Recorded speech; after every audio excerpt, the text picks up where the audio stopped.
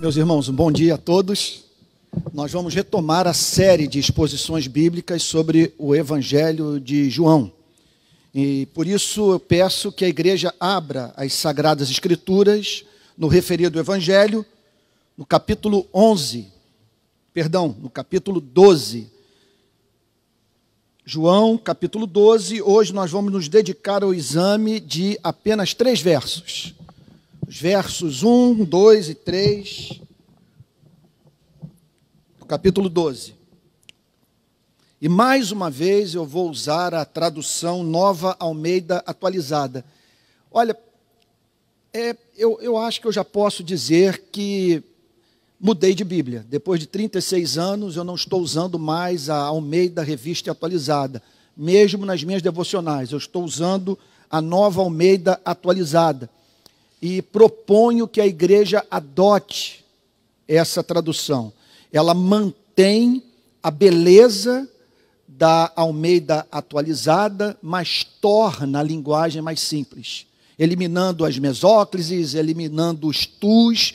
Agora é tudo você, sujeito, verbo e predicado, e está uma linguagem que me parece mais próxima do tipo de diálogo que o Senhor Jesus mantinha com as pessoas, usando a linguagem do povo. Então, ok, você pode fazer o download, estão me dizendo aqui, pelo celular. Então, João, capítulo 12, versos de 1 a 3, eu fico feliz também de, logo após o Dia Internacional da Mulher, a pregação de hoje ter como foco a vida de uma mulher. 6 dias antes da Páscoa, Jesus foi para Betânia, onde estava Lázaro, a quem ele tinha ressuscitado dentre os mortos. Prepararam-lhe ali uma ceia. Marta servia e Lázaro era um dos que estavam à mesa com Jesus. Então Maria, pegando um frasco de perfume de nardo puro, muito precioso, ungiu os pés de Jesus e os enxugou com os seus cabelos. E toda a casa se encheu com o cheiro do perfume. Vamos orar?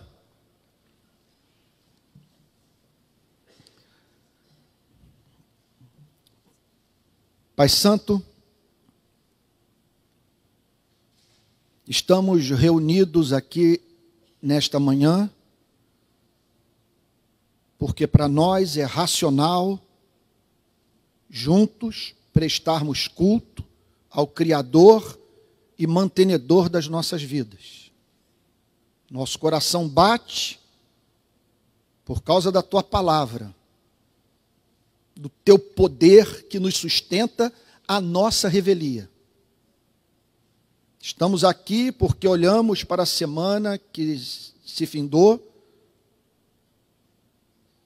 e vemos manifestações inequívocas da Tua graça em nossas vidas, na vida daqueles que amamos. Estamos aqui porque também, independente do que Tu tens feito por nós, Tu és digno de ser amado, porque Tu és perfeito em todos os seus atributos.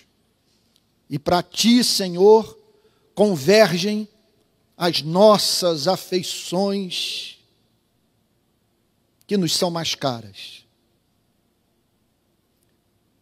Rogamos a Ti nessa manhã perdão pelos nossos pecados, porque sabemos que não vivemos à altura do que cremos.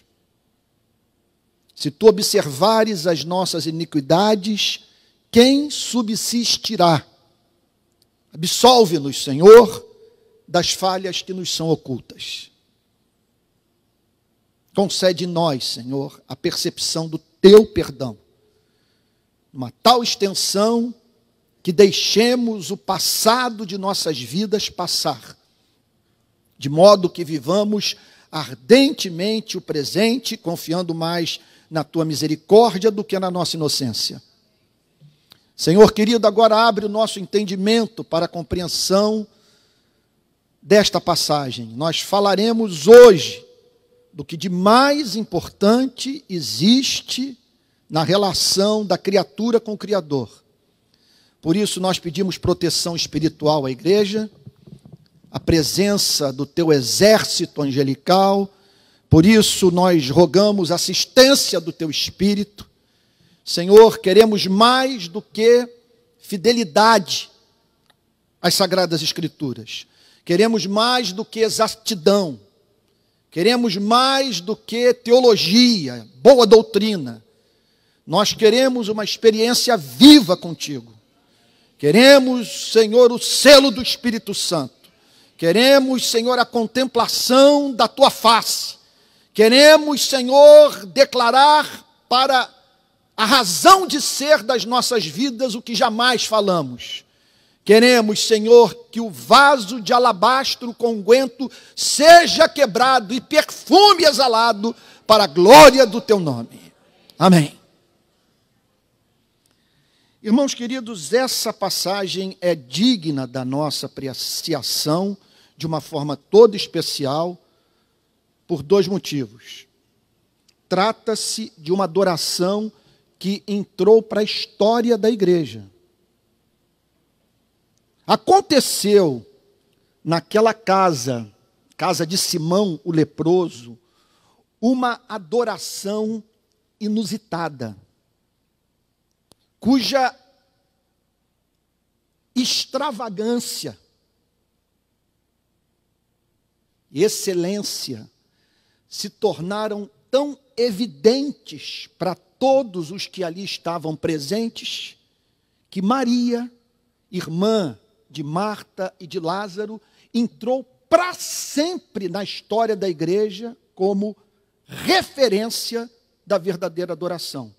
Por isso nós encontramos uma referência a esse culto prestado por Maria ao Senhor Jesus, que se encontra, conforme acabamos de ver no capítulo 12, registrado no capítulo 11, que quando menciona o nome de Maria, faz esse comentário acerca dessa expressão de amor na casa de Simão leproso, em Betânia, uma semana antes da crucificação de Cristo.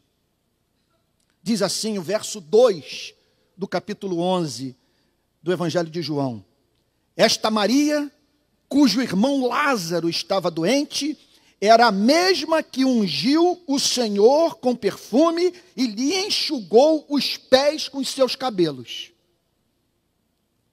Foi algo tão extraordinário, tão comovente, tão espontâneo, tão verdadeiro,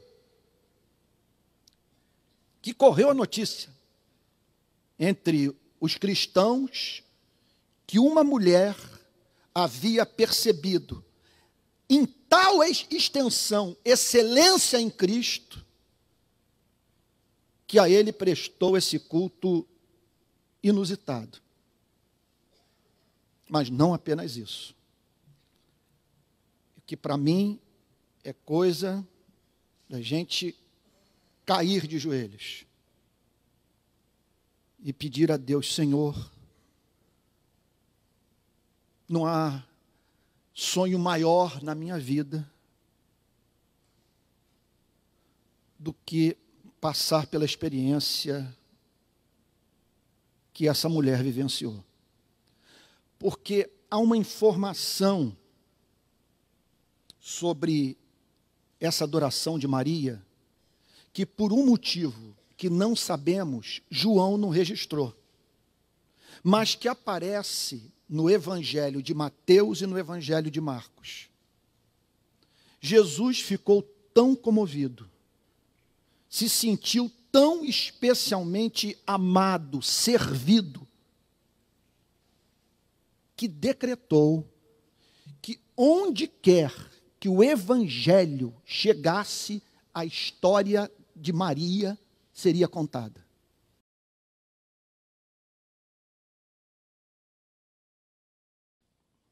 Evangelho de Lucas, capítulo 10, versículo 38. Quando eles seguiam de viagem, Jesus entrou numa aldeia, e certa mulher chamada Marta hospedou-o na sua casa. Marta tinha uma irmã chamada Maria, que, assentada aos pés do Senhor, ouvia o seu ensino. Marta agitava-se de um lado para o outro, ocupada em muitos serviços. Meu Deus. Então se aproximou de Jesus e disse: o Senhor não se importa com o fato de minha irmã ter deixado que eu fique sozinha para servir? Diga-lhe que venha me ajudar. Mas o Senhor respondeu: Marta, Marta, amor nisso. Você anda inquieta e se preocupa com muitas coisas, mas apenas uma é necessária. Maria escolheu a boa parte, e esta não lhe será tirada. Fica essa pergunta: o que ela ouviu naquele dia? Você imagine a cena, Jesus na casa de Marta e Maria. Maria entende que diante de uma manifestação espiritual como aquela, era momento de parar tudo. Aquela visão demandava meditação, contemplação, receptividade. E foi o que ela fez. E que Marta deveria fazer.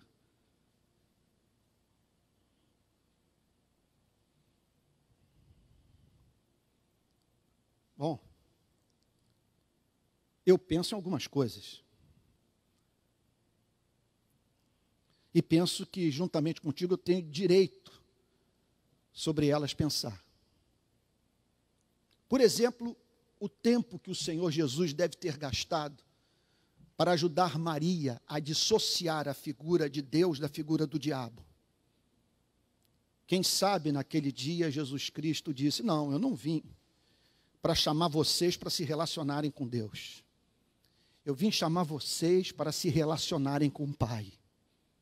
Eu fui enviado por Ele para dizer o quanto Ele é doce, descomplicado, amoroso, leal. O quão amável Ele se revela para aqueles que o têm como amável, para aqueles que o amam e o servem. Fico a pensar que o Senhor Jesus falou sobre a justificação pela graça mediante a fé.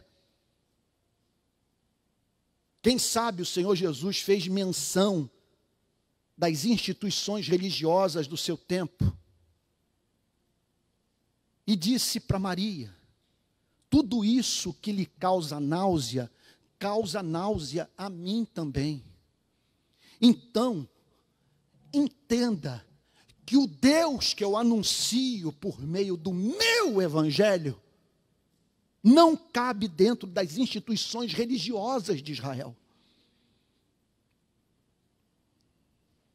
Quem sabe ele falou sobre a cruz, falou sobre a vinda do seu reino, sobre o juízo final, sobre a salvação dos eleitos. Quem sabe comunicou a Maria perdão de pecados. Uma coisa é certa: o que nós encontramos na casa de Simão leproso, com aquela mulher derramando nardo puro sobre o corpo de Jesus Cristo, tem sua gênese nesse encontro inicial de Cristo na casa de Marta e de Maria. Ali começou o encanto, ali começou a paixão, ali começou uma relação eterna. Tenho para mim que enquanto o Senhor Jesus falava, Maria dizia: nenhum padre, nenhum pastor, nenhum teólogo falou como esse profeta. Segundo lugar, o que eu vou dizer agora, dúvida zero. Então, estou com vocês tentando entender esse culto extravagante de Maria. Vamos tentar entender o que levou essa mulher, repito, desatar o cabelo, que não era comum, e transformar cabelo em toalha.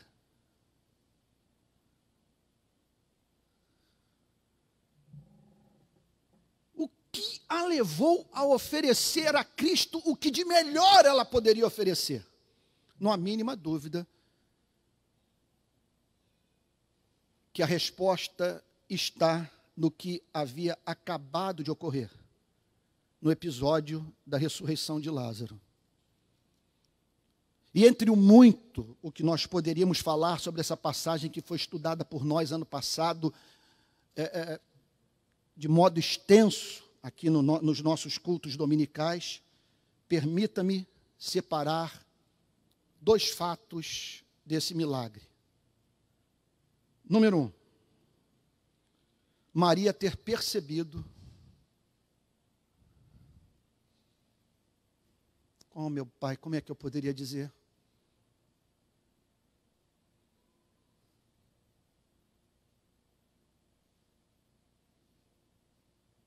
Que Jesus tinha alma. Que ela estava diante de alguém que se importava. E por que eu digo isso? O texto da ressurreição de Lázaro registra a lágrima que Cristo verteu quando se deparou com o sofrimento de Marta e de Maria. Não há mínima dúvida que ela é encontrada prestando esse culto a Cristo, porque ela percebeu que aquilo que ouvira em sua casa havia sido proferido por alguém que se importava com sua vida. A tal ponto do Senhor Jesus expressar dores empáticas. Sofrimento proveniente da empatia. Por ele haver se identificado com o sofrimento dessas irmãs, as quais ele tanto amava. O texto diz de João capítulo 11, no verso 35, Jesus chorou. Jesus chorou.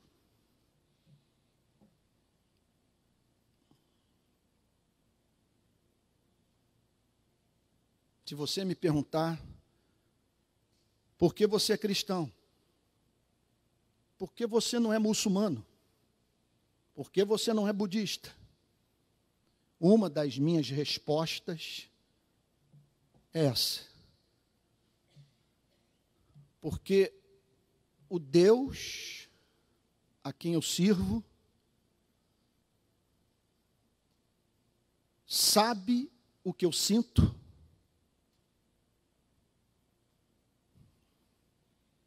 tem plena consciência da minha fragilidade, da minha limitação, porque um dia ele assumiu a forma humana. E ao entrar no mundo dos homens, ele revelou à humanidade a vida emocional do Criador. Pois ali estava Deus chorando na pessoa do seu único filho. Irmãos, tire esse fato da história da humanidade e o que resta é uma vida completamente desprovida de sentido.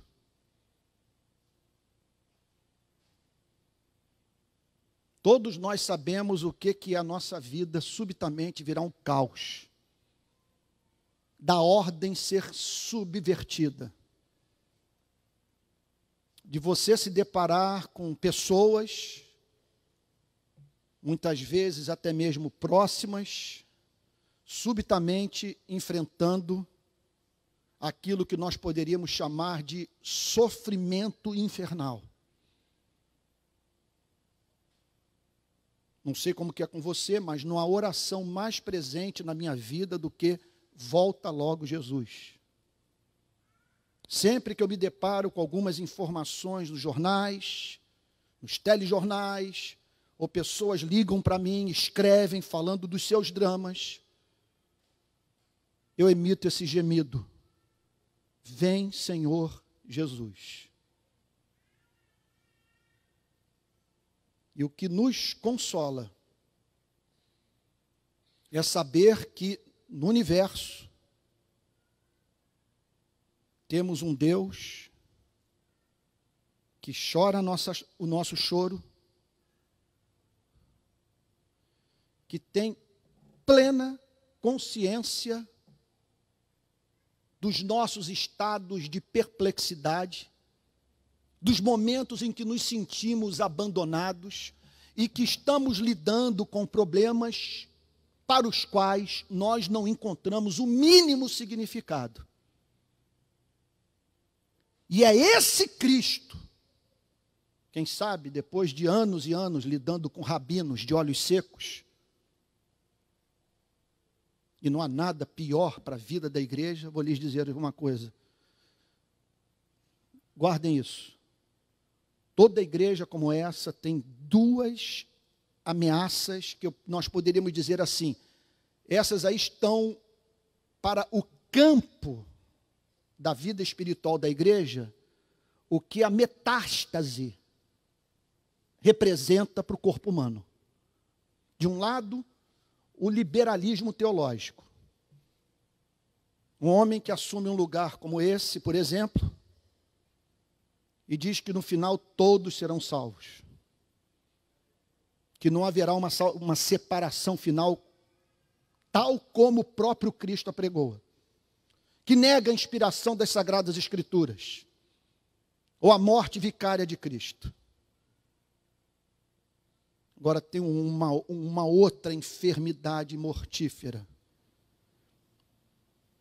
que talvez seja até mesmo pior do que essa, porque essa aí pelo menos você bate os olhos e você percebe a loucura. Percebe que o nome de Deus está sendo usado em vão, virou ferramenta sociológica, ferramenta política. A igreja é transformada em ONG. Mas o extremo oposto é a manutenção da ortodoxia. Todos terem decorado a confissão de Westminster. Todos reformados. Especialistas em tradição reformada, mas sem lágrima. Tentando mudar a vida das pessoas sem interesse por elas. E foi isso que comoveu Maria. E não é um moralista. Ele é alguém que chora enquanto fala e que revela real interesse pelas nossas vidas.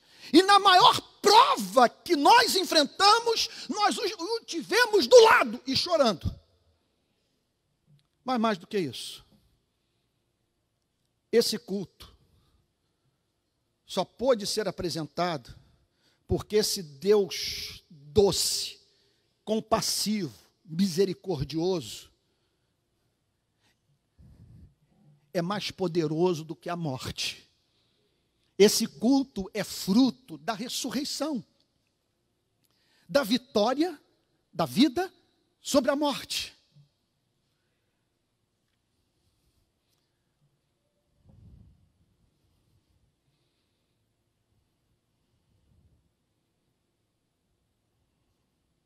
Eu estava em casa 3 semanas atrás, saindo do banheiro. Nisso, meu filho mais velho entra no quarto e me pergunta: você soube o que aconteceu? O que, meu filho? O que aconteceu? Boechat morreu.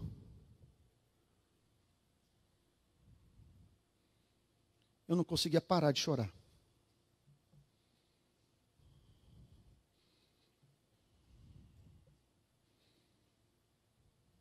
a comoção foi tamanha que, pela primeira vez, eu recebi esse tipo de expressão de afeto por parte de um filho ter que me consolar. Ele me abraçou, ficamos abraçados no meu quarto enquanto eu chorava copiosamente. A morte me afetou profundamente, porque ele é de Niterói. Ele tem a alma de Niterói. Ele fala como niteroense. Tem coisas que ele falava que eu pensava o seguinte: só quem morou no Rio de Janeiro, só quem conhece essa cultura é capaz de entender. Ele era louco por Niterói. Escrevia Niterói, amigo de amigos meus. Foi criado na casa do reverendo Antônio Elias, amigo íntimo do Cessé, filho mais novo do reverendo Antônio Elias, e amigo do Theo, de ir em culto da Igreja Betânia.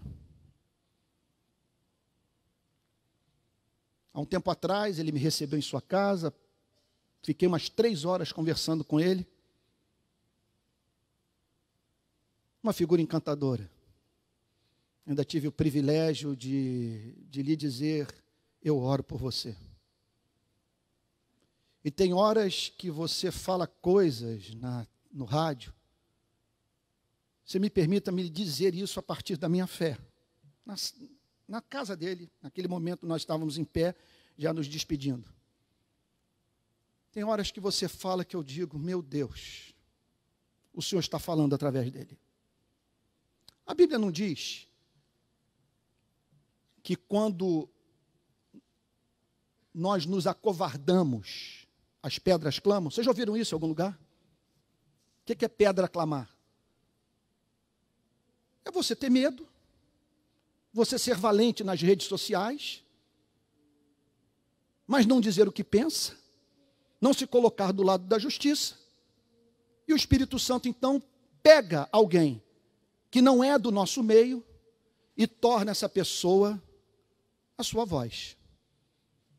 São incontáveis os exemplos que temos na história da humanidade de pessoas que não professaram fé em Jesus Cristo e que, contudo, foram largamente usadas por Deus. Agora, a morte do Boechat foi também um problema metafísico. Da importância de uma passagem como essa. Às 11h30, ele está na Band News, encerrando o programa de rádio. Não sei se ele comeu alguma coisa, pega um helicóptero, vai para Campinas. No ápice da sua vida intelectual. Todos os que conviviam com ele diziam: ele está cada vez melhor.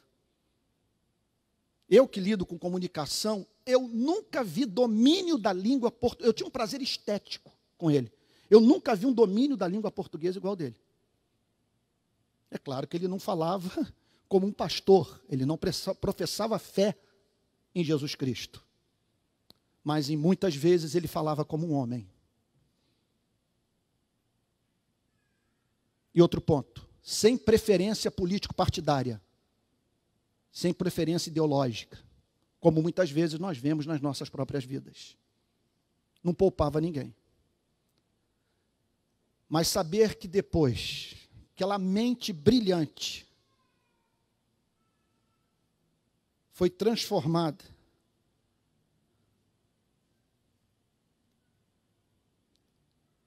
num corpo carbonizado, cuja identidade só pôde ser conhecida pelo exame da arcada dentária. Isso não mexe com você? O que é a vida? O que somos? Qual é o sentido da nossa existência se a nossa espécie, você e eu, estamos expostos a esse tipo de tragédia? O culto prestado por Maria tinha como fundamento a percepção de que esse Deus não é alguém de quem nós devamos, alguém de quem nós devemos sentir pena. Porque esse que chora é o mesmo que pode dizer: Lázaro, vem para fora. Então nós estamos diante de um ser doce e todo-poderoso. Tudo que nós esperávamos encontrar, a única resposta para as nossas questões intelectuais, filosóficas, metafísicas. Nós precisamos de um ser que tenha interesse por nós e poderoso o suficiente para se interpor entre nós e as desgraças que nos ameaçam, a fim de que esse amor assuma forma de proteção eficaz. E isso encantou Maria.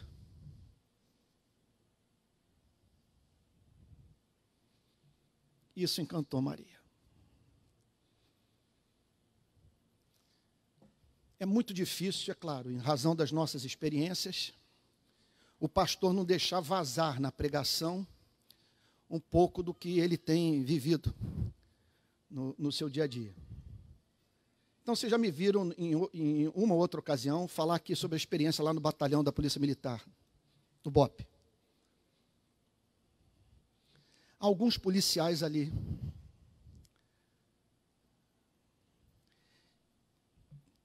que, em razão da harmonia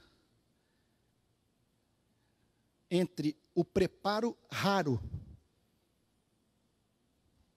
a coragem, conseguirem associar a excelência profissional, a justiça, a doçura. Tem encontrado ali homens surpreendentemente amáveis. Se você está duvidando de mim, vai lá, porque eu também duvidava e fui humilhado. Porque a graça de Deus é livre e soberana, ela opera conforme Deus assim a dirige, porque a palavra do nosso Deus não volta vazia.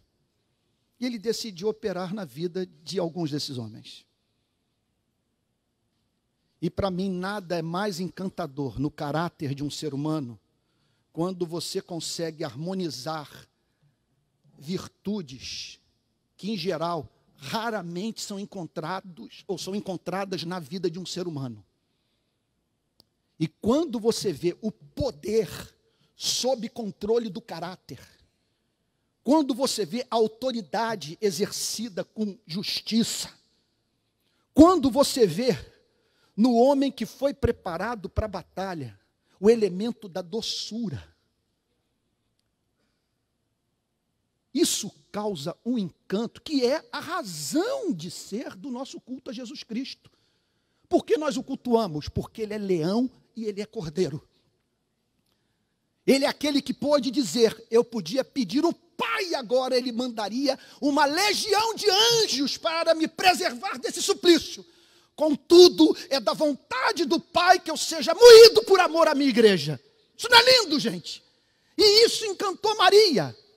A verdadeira virilidade, me permitam dizer com santo temor,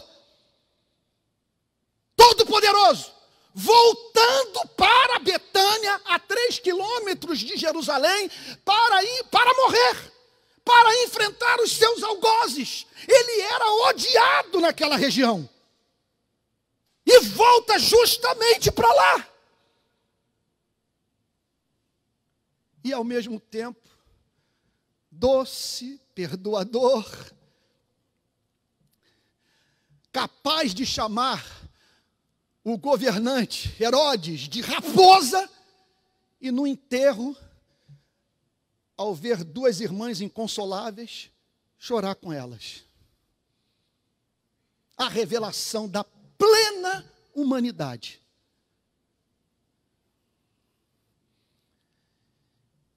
E Maria encontrou tudo isso na vida do Senhor Jesus. E aí nós entramos na minha terceira e última divisão. Como esse culto se manifestou. Primeiro, ela serviu a Cristo. Era da cultura lavar os pés do que após passar pelas estradas de barro, entrava na casa de alguém. E Maria lavou os pés do Senhor Jesus, não com água, mas com nardo puro. Outro ponto. Ela ofereceu o melhor.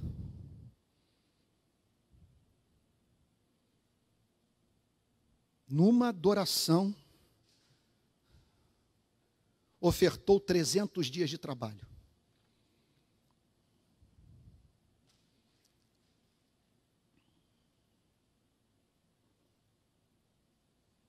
E não há mínima dúvida que, por mais eloquentes que sejam as nossas expressões de culto, nada convence mais a seres inteligentes da intensidade do nosso amor do que o pagamento do custo da adoração.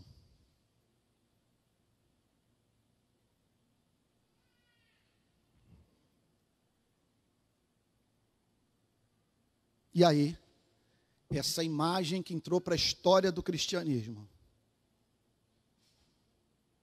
A casa tomada de perfume. Ela quebra o vaso de alabastro, derrama o nardo puro, não contaminado, sem mistura, sobre a cabeça de Jesus.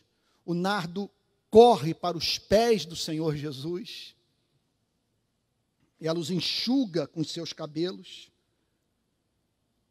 e o perfume, diz a Bíblia, toma conta da casa. E esse é o chamado da igreja. Exalar o perfume da adoração. Fazer com que pessoas se encantem com o nosso Deus, em razão desse encanto pelo Criador que elas podem encontrar na minha e na sua vida. Vamos à aplicação de tudo que nós vimos? Número 1. Cultive o seu espírito. Invista no ser. Domingo que vem nós vamos ver que nem todos os que estiveram naquela casa perceberam em Jesus o que Maria percebeu. Judas, por exemplo, ficou furioso porque Maria não havia vendido o perfume, o transformado em 300 denários, esses denários caírem no gasofilácio, vamos assim dizer, da igreja, e Judas, poder deles, se apropriar. Nesse ponto, essa passagem é um golpe na modernidade, é um golpe no iluminismo, e eu diria que é uma passagem que nos aproxima mais da pós-modernidade do que da modernidade. O sonho da modernidade é o homem compreender a si mesmo, o universo, a sociedade, mediante o uso da razão. O que caracteriza a modernidade é uma fé infundada na capacidade humana de fazer análises racionais isentas. Qualquer terapia conduzida por um bom psicanalista prova que o nosso comportamento não é tão racional como nós imaginamos. E por que eu digo que essa passagem nos aproxima da pós-modernidade que questiona esse racionalismo? Porque nessa passagem, e isso vai ficar mais claro no domingo que vem, está lá o Senhor Jesus diante de Judas Iscariotes e de Maria. Os dois diante do, vamos assim dizer, diante do mesmo fenômeno, tendo acesso ao mesmo fato. Um, em acordo com o pastor e com o presbítero para matar a Jesus Cristo. E a outra, oferecendo o melhor de si.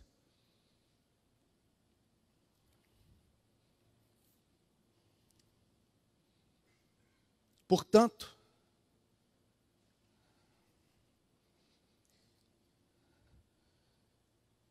a questão que se impõe é como ter o coração de Maria.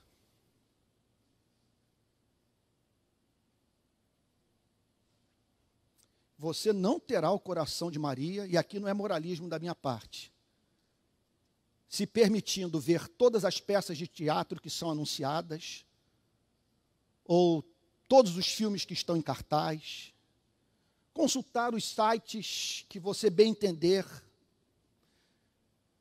na internet, passar a semana sem ler as Sagradas Escrituras, não ter comunhão com a igreja, e mais ainda, olhar para essa mulher e não ter inveja dela. Então a primeira coisa é cultivar o espírito, é você pedir alma. Estão lembrados daquele exemplo surrado que vez ou outra eu trago para o púlpito da minha relação com o vinho? Estou ainda numa batalha para entender o mistério do vinho. Como que pessoas podem gostar tanto de vinho? O problema não está com o vinho, o problema está comigo. Até agora eu não entrei nesse mundo. Bom, e talvez para algumas pessoas, Deus queira que não, que estão presentes aqui, esse sermão é insuportável. Você está em outro mundo. Ninguém estuda o tema da adoração como estuda botânica, química, física. Aqui requer alma. Por isso nós encontramos no Salmo 51, Davi, depois de ter adulterado com Batseba, clamando a Deus: cria em mim um coração puro. Não permita que minha alma seja contaminada, não permita que eu perca o prazer nessa comida. Não permita que o Senhor me enfastie.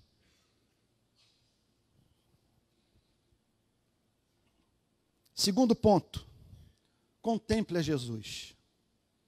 Alguém me disse durante o carnaval que uma moça que andou por várias igrejas evangélicas do Brasil teria declarado a seguinte coisa: eu perdi totalmente o encanto por Jesus. Eu não vejo sentido em amar a Cristo. E eu fiquei pensando, como pode? Que Cristo foi anunciado a essa moça? O que ela conhece do Cristo da Bíblia? Porque há um Cristo que está aí nas redes sociais que representa a pessoa de Satanás, aqui, o meu conceito de diabo. Mas será que ela conheceu o Cristo da Bíblia? Então é claro que como seres racionais nós precisamos usar o nosso cérebro.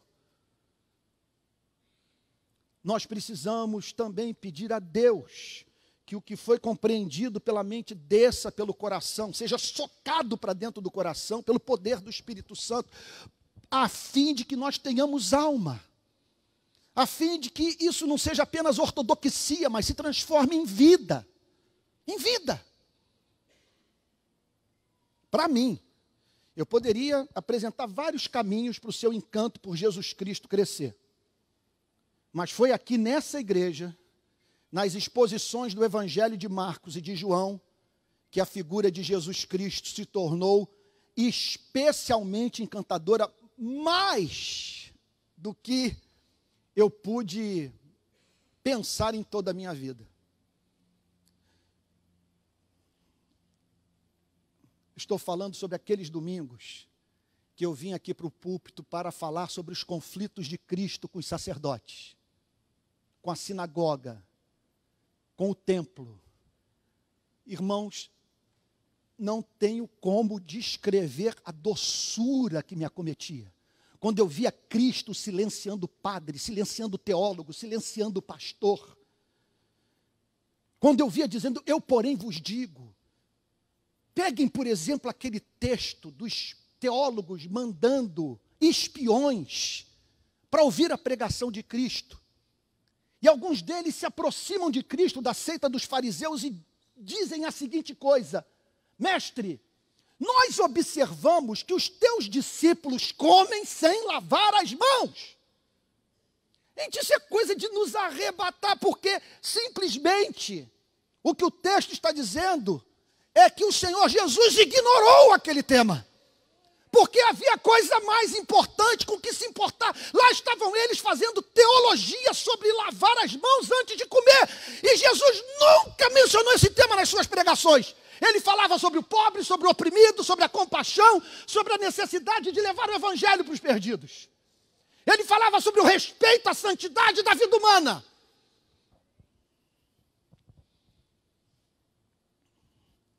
Então contemple Jesus. Contemple Ele na cruz. Pense na união da natureza divina com a natureza humana. Ele no Getsemane agonizando por você, levando o seu nome à presença do Pai. Pense nele tocando nas feridas do leproso, sem necessidade, que podia curar com uma palavra.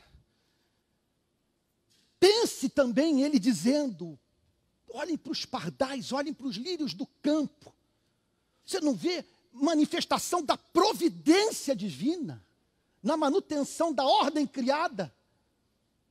Não haverá o Pai também de cuidar de vocês, que valem muito mais do que os lírios e os pardaizinhos?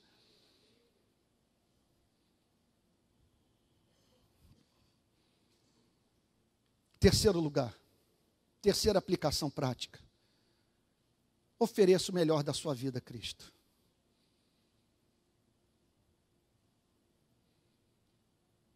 Ofereça o melhor. Maria ofereceu e por isso entrou para a história. Por isso o Senhor Jesus falou: onde o evangelho for pregado, essa história vai ser contada para a memória de Maria. Ela ofereceu o perfume de nardo puro. E hoje Deus nos chama para, no lugar de quebrarmos um frasco de perfume, quebrarmos a nossa própria vida, permitindo, portanto, com que o perfume da adoração se manifeste no aqui e agora da nossa relação com Deus e da nossa relação com esse planeta.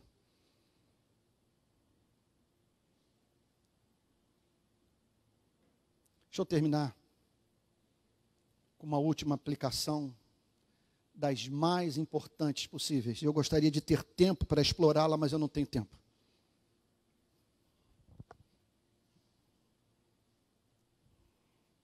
Eu poderia me dirigir apenas para as mulheres. E eu já disse para vocês que depois do nascimento da Alice eu me tornei feminista. Minha teologia sofreu algum abalo. Não posso querer para as mulheres o que eu não quereria para a vida da minha filhinha. Mas eu creio que isso pode se aplicar à vida também dos homens. Não deixe nenhum amante, ou até mesmo seu marido, sua mulher, ocupar esse espaço na sua vida.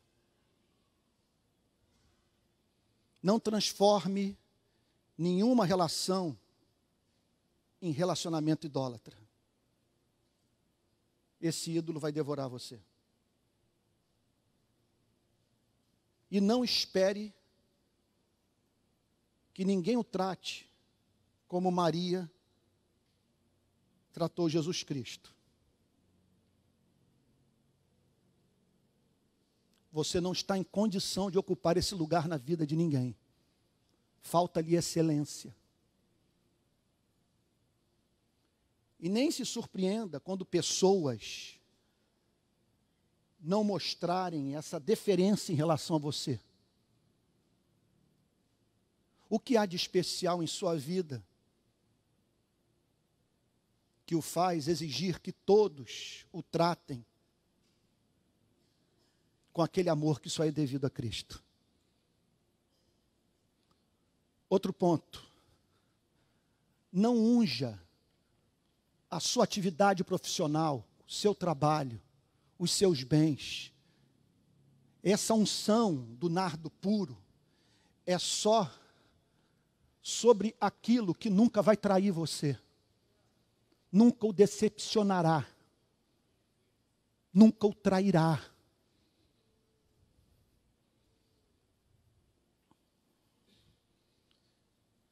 Mantenha o foco nesse culto. Porque se você se pegar um dia vivendo a experiência de Maria, se você entender o mistério, isso é o mistério, você desenvolverá uma independência invejável em relação à vida. Porque você encontrou o supremo bem. E ninguém poderá privá-lo dessa comunhão com o amado da sua alma.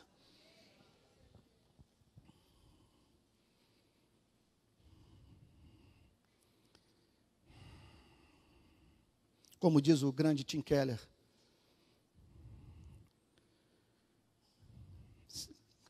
entra a idolatria, sai Jesus Cristo, entra os seus músculos, entra o seu trabalho, entra a sua profissão, entra o seu marido, entra a sua mulher, entra até mesmo o seu ministério na igreja. Ato contínuo, desde que você tenha cérebro, estabelece-se a insatisfação e a insegurança. Insatisfação porque você perceberá que o ídolo tem halitose, o ídolo ronca à noite, o ídolo se esquece da data do seu aniversário, o ídolo promete e não cumpre.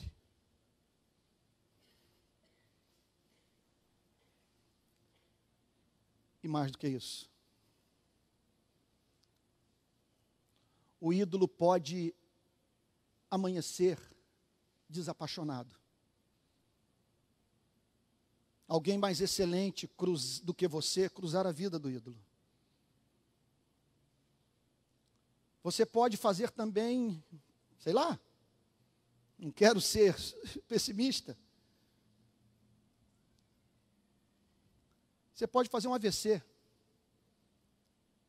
Um homem como um AVC não dá lucro para a economia de mercado. O mercado não tem interesse em paralíticos, em homens em cadeira de roda.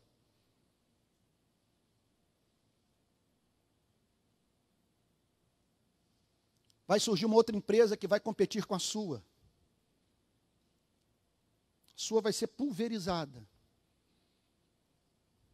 20 anos de relação de trabalho terminarão sem que você consiga até mesmo ter 5 minutos de conversa com seu chefe.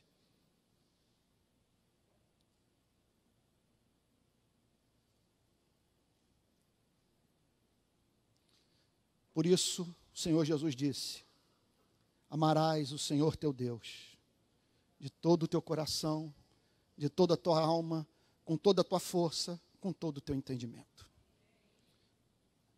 Martin Lloyd Jones professou isso com câncer, dentro de casa, no chamado leito de morte. Na sua biografia, ele dá o seguinte testemunho: ai de mim, se eu precisasse do ministério de pregação para encontrar sentido para viver.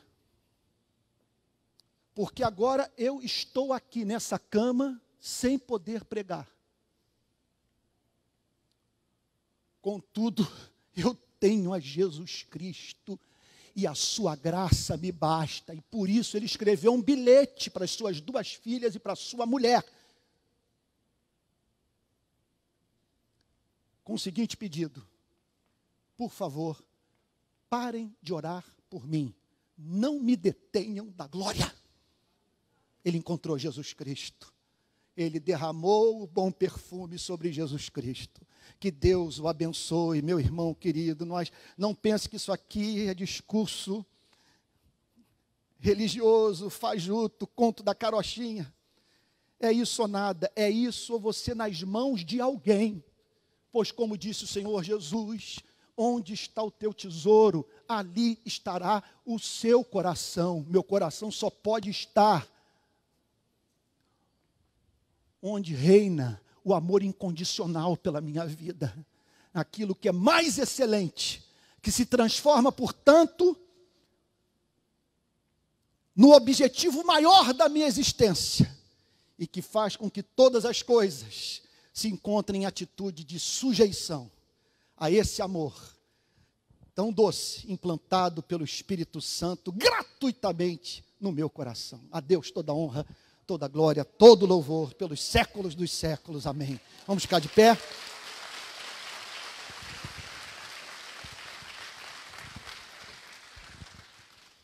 Vamos ter um momento de oração.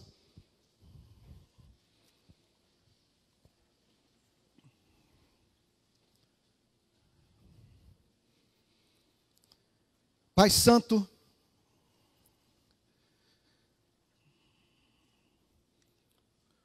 como proferir oração que esteja à altura desse tema?